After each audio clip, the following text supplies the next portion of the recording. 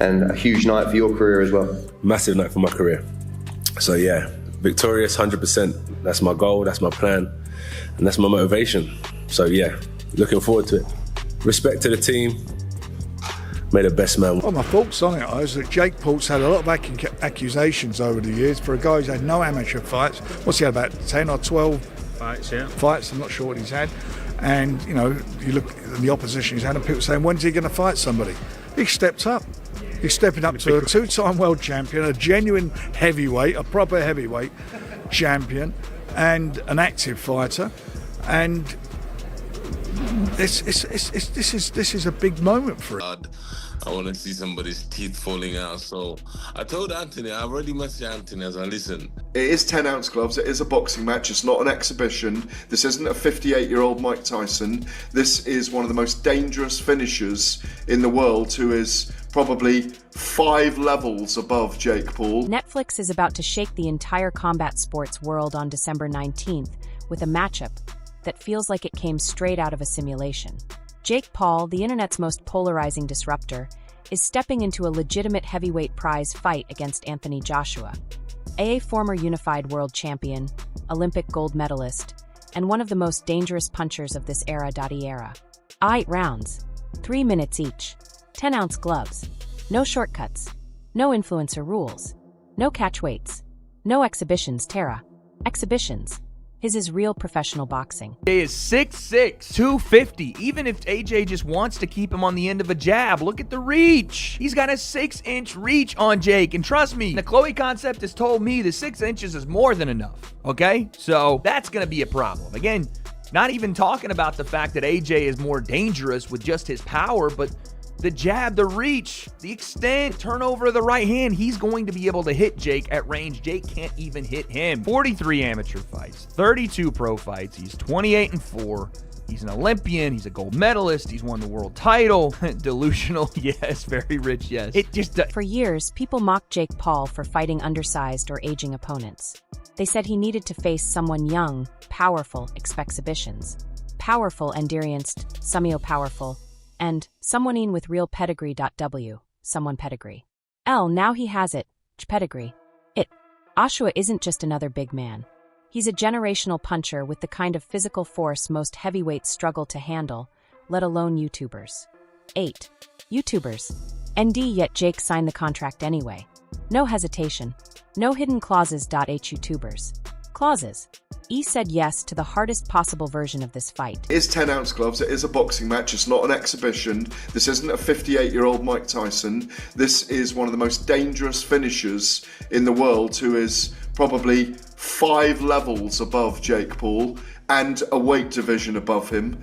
I think it's irresponsible to let those two in a ring together in a proper boxing match. That's my view. It doesn't damage his bank balance, but if he earns $70 million for this, are we really going to see him? The drama begins long before they touch gloves.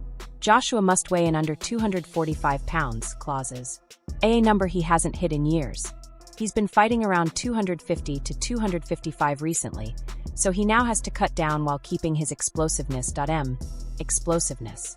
Meanwhile, Jake has to jump from training for mid-level exhibitions to preparing for a true heavyweight battle.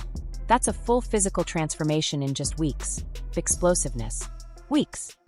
Men are taking massive risks before they even step into the ring.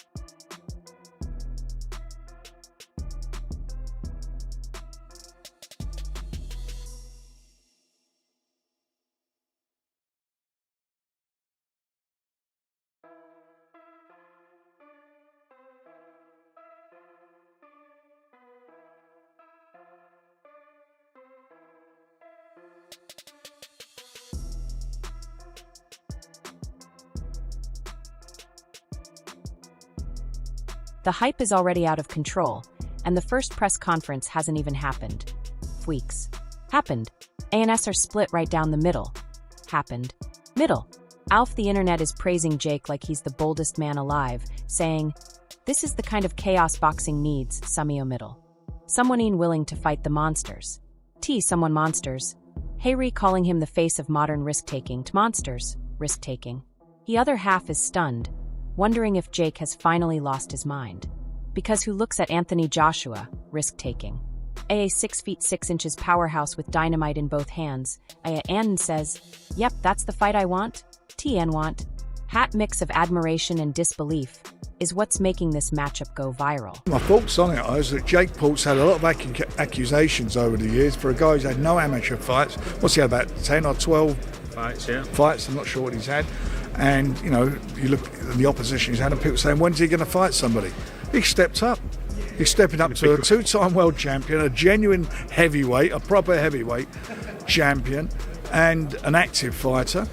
And this is a big moment for him, and you've got to take your hat off to him for that. As regarding AJ, I'm sure AJ's wants a fight back after that, that unbelievable loss he had against Daniel Dubois. That was quite an emphatic loss. He wants to come back, get himself, dip his toe in the water. He's going to get paid a lot of money for this. This fight's going to generate a lot of money because, for me, it's a fighter. Jake Paul's going to be a massive underdog against a big favourite, a big odds-on favourite. Can he do it or not? This is a car crash, and people will watch it because that's what people do. They were obsessed with it. Very gym, every podcast, every timeline, every barbershop. It's the only thing people want to debate. IIT. Debate. T feels like a movie plot that somehow leaked into real life. If Anthony Joshua wants to turn up and just make it look like an exhibition, I don't know what that helps Anthony Joshua do besides get a big paycheck. If that's all he needs and that's all he wants, given the fact that he's been demolished by Daniel Dubois in his most recent fight, I thought Anthony was built of sterner stuff than that. But many people just want to see Joshua back in the ring, Simon. But they want to see him fight again. Well, they want to. No, they don't. They want to see him fight a legitimate fighter. They want to see if Anthony Joshua is now done. They want to see if Anthony Joshua being destroyed by Daniel Dubois is the end of the golden boy journey that apparently rebooted British boxing. I don't think it did. I think he was a major figure. I don't think he just rebooted British boxing. I think that's a heavy crown for him to have to wear, but he is a phenomenon. When you go watch Anthony Joshua go into a fight, the atmosphere goes up 20 notches. So that's the expectation he has to carry around. Going against Jake Paul, the only expectation he has is I can't embarrass myself. And I think he's got to be potentially strapped to a chair with one arm behind his... Then enters David Hay, form debate. Former heavyweight champion, respected analyst, and one of boxing's most brutally honest voices. Former voices. His reaction went viral instantly. He looked like someone told him Jake challenged a speeding freight train. Voices. Train. I didn't hold back. Train. Back. He said Joshua is on another level physically, mentally, and technically, aback. And that Jake's hardest punch might not even make AJ blink.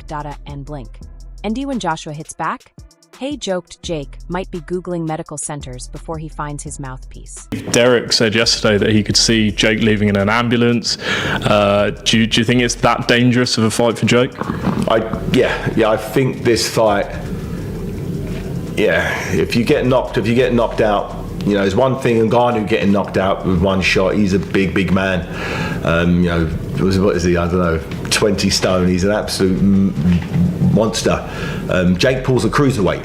He's a cruiserweight, and when you get hit by someone like Anthony Joshua, it's gonna put you out. And if you get put out, likelihood is you might need to go to the hospital to get a brain scan. Hopefully this isn't the case. He's not going to be dehydrated because it's a heavyweight. I think it'd be more of a quick. But what makes Hayes' take interesting is that he doesn't completely dismiss Jake. He actually respects the courage. Blink. Courage. He said Jake signing up to fight Joshua is like walking into an amusement park and skipping every normal ride, choosing instead the one that launches you upside down into the ocean. Courage. It's insane, but it's a rare kind of insane bravery boxing doesn't see often. But often. Ice message is simple, Joshua often. Simple, Joshua risks nothing. Jake risks everything. maybe it's a good thing that the fight will be over quickly for Jake Paul, but it's a brave thing for him. Credit to him. If he is genuinely going to fight Anthony Joshua, mad respect, because on paper it looks terrible for him. It looks like it's a no-win situation. There's nothing he's done in any of his previous fights where you can say, well, if he does this, that's going to work against Anthony Joshua. I think Jake Paul's best shot bounces off Anthony Joshua, and I think the opposite isn't the case. I think AJ gets him out of there very, very comfortably. Next comes Gareth A. Davies, giving one of the most brutally honest breakdowns. Simple Joshua breakdowns. He says Joshua is here for the payday, not legacy breakdowns. Legacy. UT because this is a fully sanctioned fight. Relegacy. Real rounds, real gloves, real weight limits. Age can.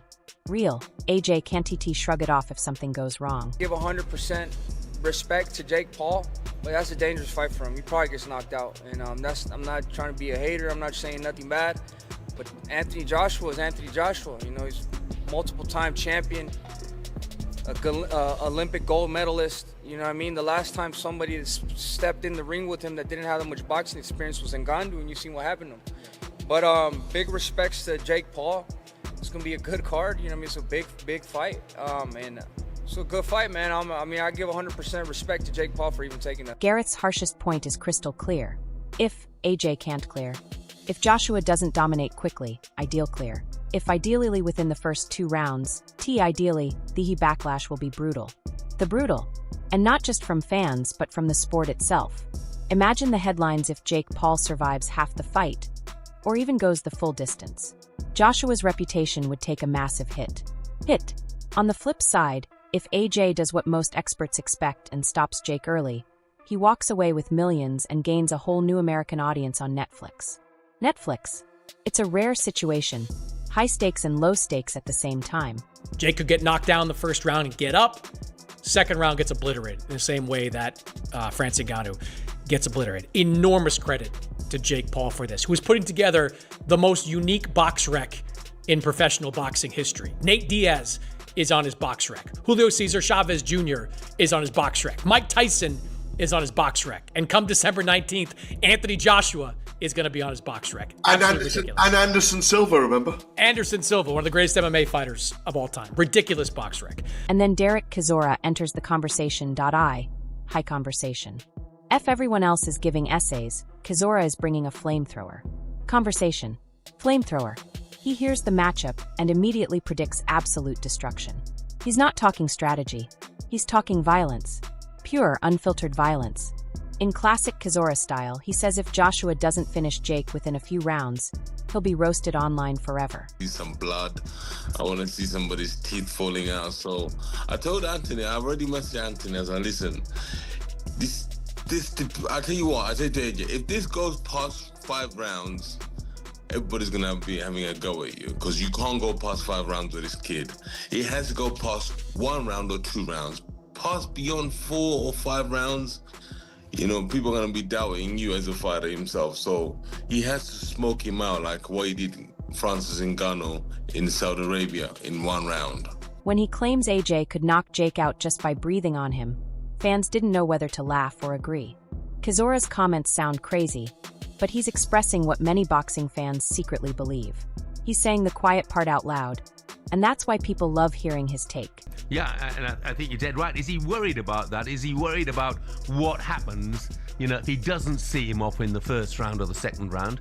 No, he's not worried about it. He's going to smoke this guy out. I'm not worried about it. I'm going to smoke this guy out properly. I'll be there. He's going to smoke him. I can't wait. Theoretically, if he comes out swinging, right, AJ should be able to get it done in are we talking 30 seconds? If AJ is giving it everything he's got. Listen, if AJ comes in there and just blows on this kid, he's going to just drop him to the floor. So I don't really I'm just wasting money going to Miami because I know it's going to be finished in 1 round. So you don't know. Are you going to go? Oh, yeah, I'm going to definitely be going to go. Okay. I have to be there. It's going to be exciting. And that's all for today, fight fans.